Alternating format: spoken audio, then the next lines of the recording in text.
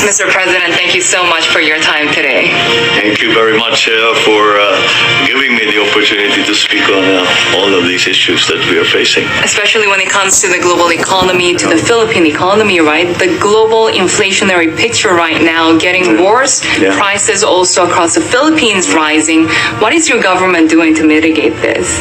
Well, certainly we have decided, actually, given the choice between defending foreign exchange and trying to remedy the situation of rising interest rates, rising inflation.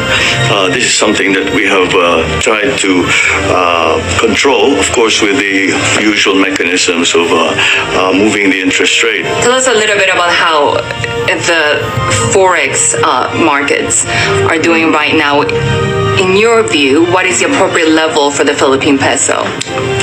That's very hard to say, for the simple reason that we really have not had this situation before. So it's not, there is no formula that says the range should be here to there. It really is a reflection, in my view, it's a reflection more on the strength of the dollar. And we must remember that the dollar always does well in times of uncertainty. It's a safe haven. It's considered a safe haven currency. But so far, as I said, we have chosen to pay attention to the inflation rate, and I think we have managed to. The last month we are still running at around 4.7% through the year. It has increased a little bit, so we have raised interest rates a little bit as well. We have already we have raised it to 75 basis points twice already.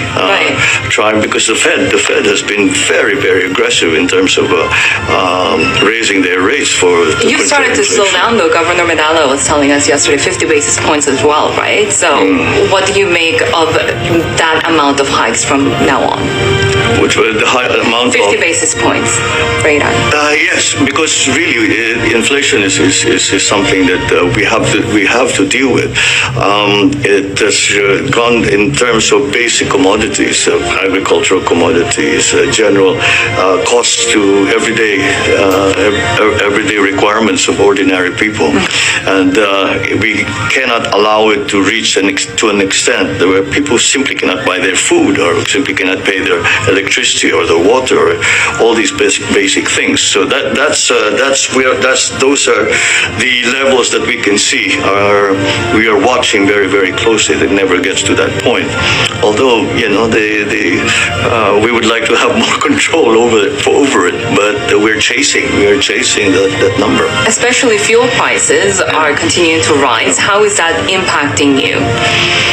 Significantly, because the fuel prices actually, strangely enough, well, I think it impacts us in the same way that it impacts all the other countries. And fuel, as we well know, is such a basic commodity that everything follows fuel. And to the point that even our agricultural commodities, fertilizers, inputs have increased. Transport costs have gone up. And I've been asking our friends in the shipping industry, and they said there are no longer any charters for fuel shipments coming out of Russia, and so that again is going to. So what we are hoping to do is to go back and sort of diversify. The tendency is you get complacent and you depend on a single source. So now we will look to what we describe as non-traditional suppliers of fuel. So we have certainly depended on Dubai. We watched the Dubai oil prices, but now maybe we need to approach Russia and say that maybe they can loosen up and provide us with some fuel. Are you having those conversations with Russia? Yes, we are. We are having conversations with as many possible suppliers or potential suppliers. When could we see those supplies first? Pretty soon. We're coming close to some agreements, and certainly it won't be. It will not be only in one place.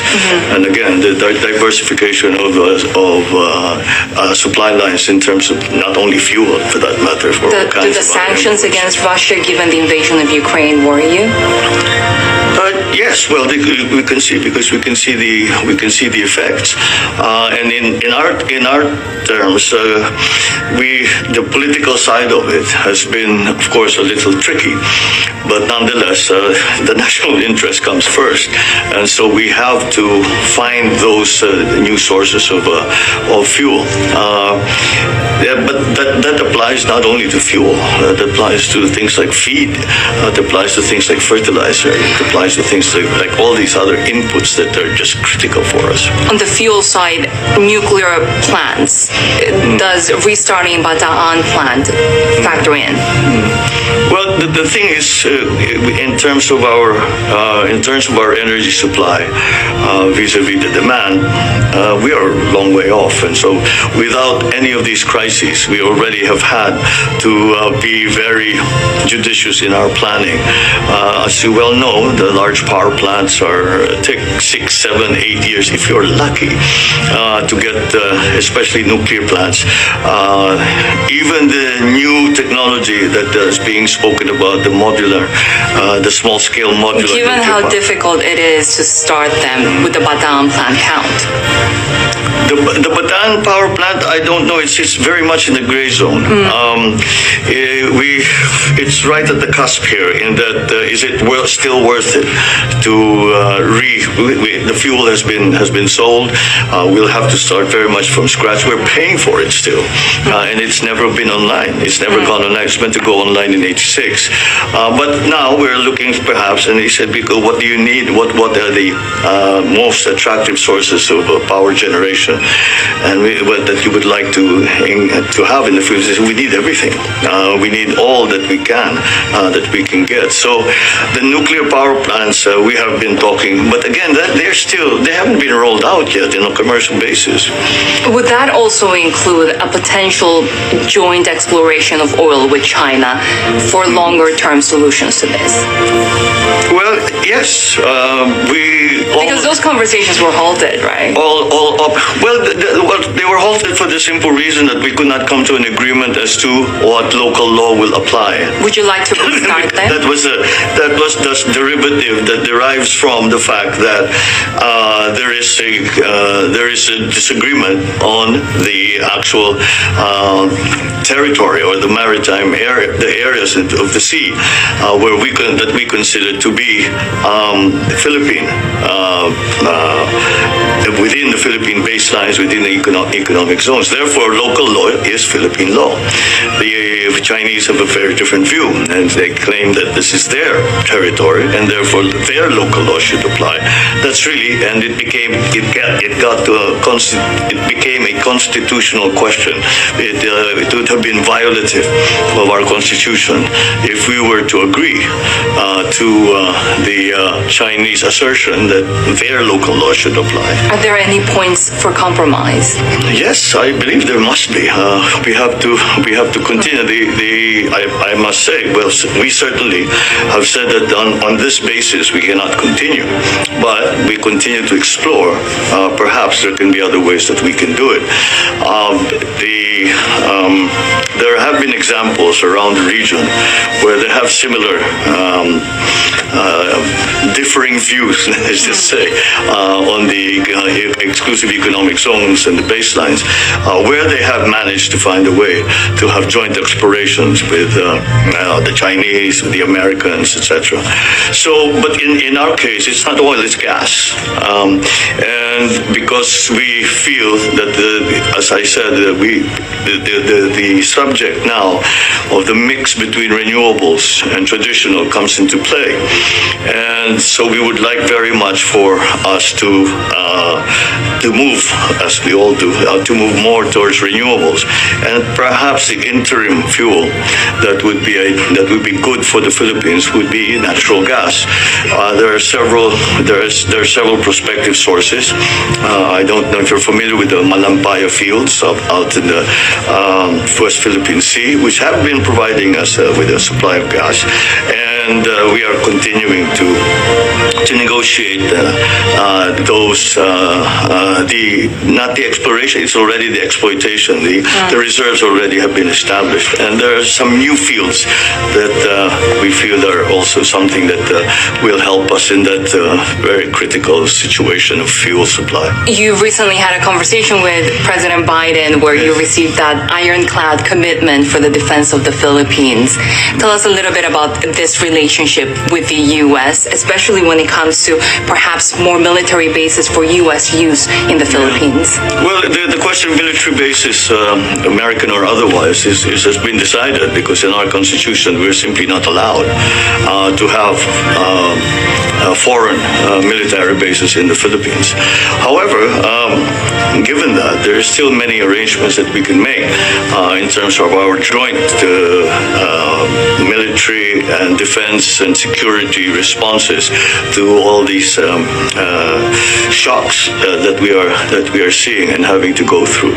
So again, in the Philippines, for the Philippines and the United States, it's a very singular situation. We have had 100+ years relationship. Our formal relationship is since 70 years, but even beyond that, we already had the relationship with the United States, and that's what we hope to build on.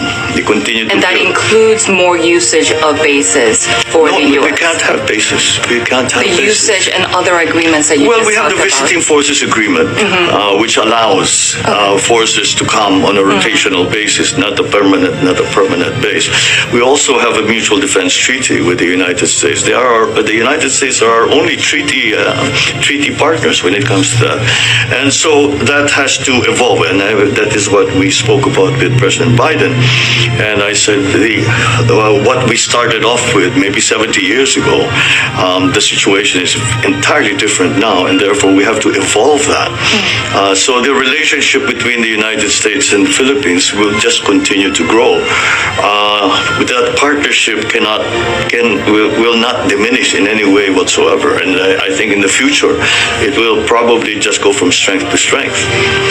But the Philippines, as many other countries, is in a trickier position, right? Given the rivalry between the U.S. and China. If there are more tensions around Taiwan, what role would the Philippines play? Well, essentially the role that the Philippines is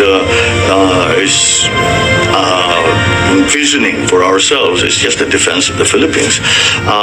But it's clear to us that if there is actual outright conflict and a shooting war begins, there is no way that we are exempt from that, whatever we do. Kaohsiung is 40 minutes away by flight from the northern Philippines. The nearest part of China to the Philippines is 600 kilometers. So it's not something that we can possibly avoid.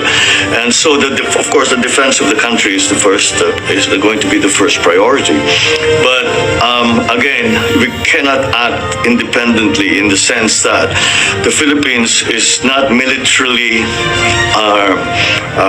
sufficiently capable to fight a war by themselves or even for the defense of the country. Therefore, we are putting much of our efforts into the partnerships that we have with our allies, with our partners.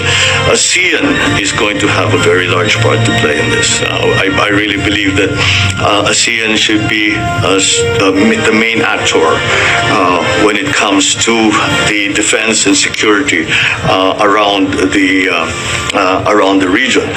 Of course, there are multilateral. That's one of the the best examples of a multilateral arrangement. But bilateral arrangements with other countries also are available, and that certainly applies to the United States, where we have very strong bilateral relations, and we can use that as a basis for moving forward. But you cannot look at the security situation and isolate it to defense and security. The economies around the West Philippine Sea and the Asia Pacific region, the strength of the economies play a large part, and I've used the term economic security as a basis also for the security of our different member nations and our different allies. And I always say that the main pillar of our foreign policy is peace. We talked about the economy, and we all know that is top of mind, and that is critical right now. And we have many plans, and we have many ideas that we have started to put into place. But without peace, they will not be they will not come to fruition. Mr. President, finally, very recently, the Philippines marked 50 years since your father declared martial law, and your campaign has also been blamed for historical revisionism. How do you plan to move forward? I think we have moved forward. I think perhaps that political question is being raised by our political opponents, but the political cycle we have gone through during the last campaign and the last election has really given us the direction of where people want us to take the government, where the people want us to take the Philippines, and that is to economic prosperity. And that's why we have focused on that. As a matter of fact, if you look at the campaign, I did not engage on that basis. I simply engaged people on the basis that this is what we want to do for you, and this critical juncture in our economic history, that is the most important thing. And to go back to the political aspect of it, the best politics is still performance, and that's how you move forward. You perform well, and make the people do the things that you need to do, so that people feel that there is an improvement in their lives, and that's the most important thing. How about plans to execute the estate tax ruling involving your family? Well, we're still, the problem with that is that it's very simple. Is that we were not allowed to argue that because we were in exile. So we would like to go back and say that let's see because what really has happened is that that number that is being bandied about includes all kinds of properties that certainly we have never claimed. In fact, we have signed many quitclaims on those properties, but nonetheless, they are assessed against the estate. So there isn't the assessment rather is not based on the estate value of the estate, simply because the estate has not been probated. The estate is under the control of the government. So we have yet to define what the estate actually is, so that we are able to come to a proper assessment. And that is the issue that we would like to argue now before the courts. Mr. President, we're running out of time, I'm being told, but let me just ask you one final question. Given that investors are watching the Philippines right now, a lot of the uncertainty about the Philippines, even with the previous administration, has come from uncertainty and questions about the rule of law. What can you tell the global markets right now? What's your message? Well, the rule of law is always paramount. I mean, we have always said that we are people, we are a nation of laws rather than politics or people. And I think that if we look much closer at some of the issues that have been raised, we will find that the Philippines and the government has hewed very closely